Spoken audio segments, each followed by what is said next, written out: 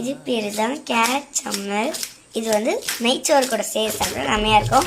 என்ன use பண்ணிக்காங்கன்னா 2 carrot use பண்ணியிருக்காங்க, 1 பச்சை மிளகா, கொத்தமல்லி, அப்புறம் ஆஃப் லெமன். இப்போ வெங்காயம் கட் பண்ணிட்டு இருக்காங்க. சேர்த்து சாப்பிட்டா அல்டிமேட்டாக இருக்கும். நீங்களும் ட்ரை பண்ணி பாருங்கள். மிக்ஸ் பண்ணி ஃபஸ்ட்டு கேரட் யூஸ் பண்ணிக்கணும். 2 கேரட் சீவி போட்ட முடியும், அந்த கேரட் தான் எடுக்கணும். 2 கேரட் தான், அதுக்கு மேலே போச்சுன்னா இதுவாயிரும். இப்போ பார்த்தீங்கன்னா க்ரீன் சில்லி ஆட் பண்ணிக்கிறோம்.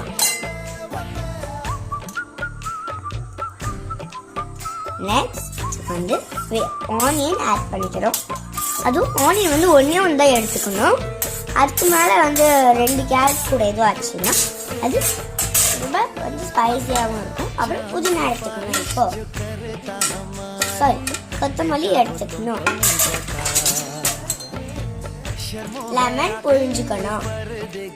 ஏன்னா லெமன் அப்படியே போட்டால் நமக்கு எப்படி சாப்பிடல தெரியாது.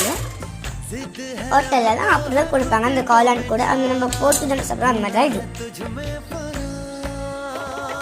சால்ட்டு தேவையான அளவுக்கு தான் சேர்க்கணும். அதுக்கு மேலே சேர்த்தா பிபி சுகர்லாம் வரும் இல்லையா, அதனால சால்ட்டு போடாமலே இருந்துக்கலாம். வேணும்னா பெப்பர் போட்டுக்கலாம். பெப்பரு, லைட்டாக பச்சை மிளகா அந்த மாதிரி போட்டுக்கலாம். ஆனால் சால்ட் மட்டும் நெவர். பார்த்தீங்கன்னா பெப்பர் தான் யூஸ் பண்ணியிருக்காங்க எங்கள் அம்மா.